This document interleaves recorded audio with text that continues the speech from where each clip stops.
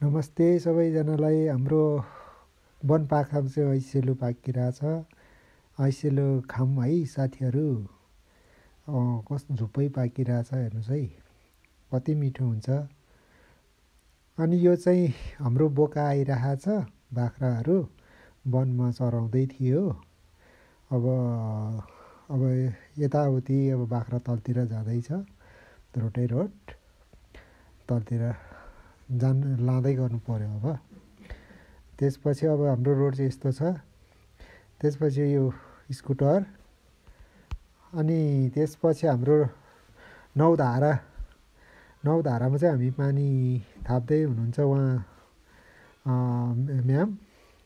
अनि यहाँ चाहिँ ठ्याक्कै नौधारा छ है, फुलचोकी डाँडाको तल पर्दो रहेछ।